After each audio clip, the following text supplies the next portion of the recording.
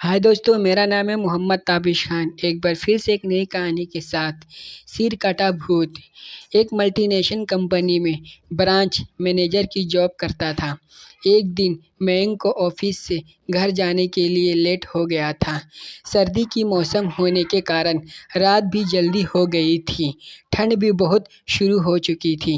रास्ते में चलते चलते मयंक को अचानक एक आवाज़ सुनाई दी, रुक जाओ। मयंक वहीं पर ही रुक गया और पीछे मुड़ के देखा, लेकिन पीछे कोई भी नहीं था। फिर से वही आवाज़ सुनाई दी, सामने देखो। जैसे ही मयंक ने सामने देखा तो उसे ज़मीन पर कुछ चमकती हुई चीज़ दिखाई दी। मयंक दौड़ के उस चीज़ के पास गया और देखा तो ये कोई साधारण चीज़ नहीं था, बल्कि एक चमकता हुआ हीरा था। उसने वही हीरा अपने हाथ में लिया। उसकी चमक देखकर मयंक की खुशी का पार ना रहा। लेकिन मयंक को कहाँ पता था ये कोई साधारण है या नहीं, बल्कि एक वे मायावी हीरा है। अचानक उस हीरे में से आवाज़ आई, अगर तुम्हें और हीरे चाहिए तो इस ज़मीन को खोदो।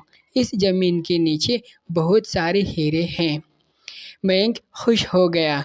उसने उस हीरे को अपनी जेब में डाला और ज़मीन खोदना शुरू किया। करीबन 2 फीट खोद काम करने के बाद अचानक मयंक डर के मारे चिल्लाने लगा। इससे कारण उसका संतुलन खो गया और ज़मीन पर गिर पड़ा, क्योंकि उस गड्ढे में से हीरे मोती नहीं बल्कि किसी इंसान का कटा हुआ सर मिला। अचानक वह सर हवा में उड़ने लगा और बोला, डरो मत, मैं तुम्हें कोई हानि नहीं पहुंचाऊंगा। मैं तुम्हें बहुत सारे हीरे ज़ेवरात भी दूंगा। बस मेरी बात ध्यान से सुनो। मैं जहाँ जाता हूँ वहाँ मेरे पीछे आओ। फिर वहाँ सिर हवा में उड़ा और जंगल की ओर बढ़ने लगा। करीब 1 किलोमीटर चलने के बाद वो सिर रुक गया। मयंक भी रुक गया।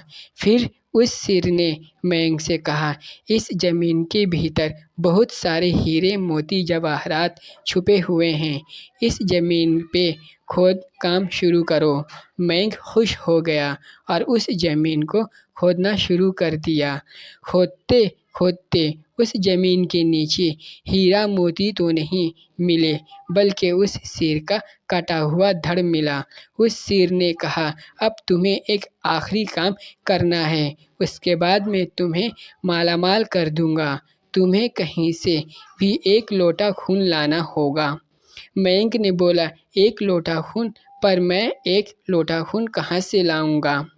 उस शेर ने कहा, चलो मेरे साथ। वो डरावना चेहरा मयंक को साथ लेकर थोड़ी दूरी पे गया। वहाँ उसे एक इंसान को जाते हुए देखा। वो शेर बोला, उस इंसान को मार कर उसका खून ले आओ। मयंक डर गया और बोला, नहीं नहीं, ये मुझे नहीं होगा, मैं ये नहीं कर सकता।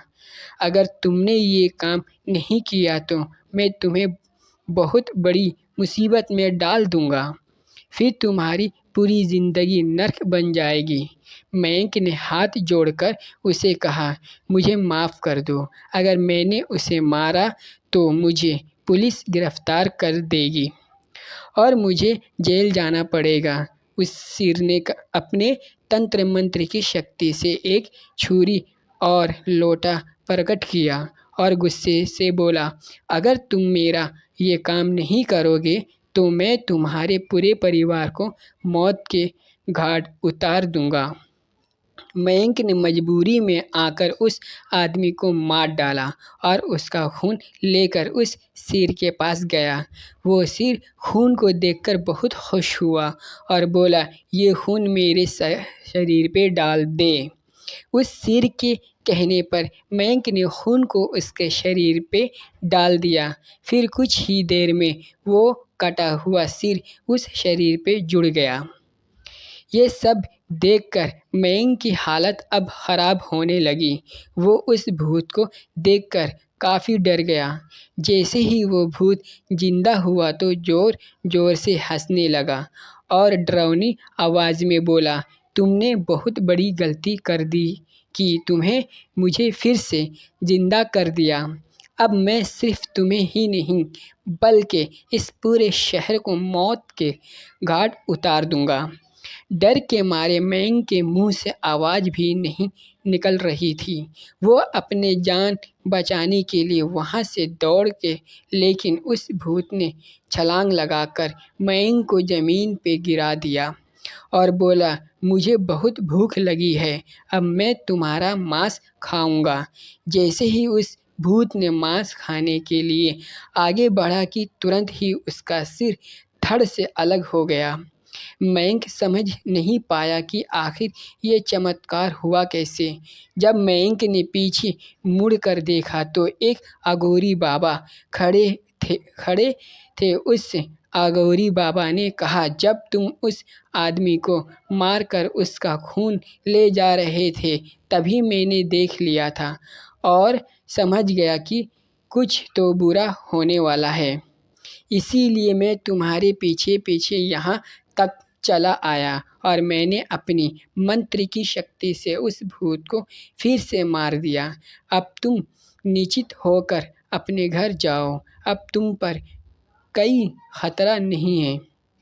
आज भी मयंक उस बात को याद करता है तो उसकी रूह तक कांप लगती है। मेरे दोस्तों, अगर मेरा ये वीडियो पसंद आया तो इसे लाइक एंड शेयर और सब्सक्राइब करें।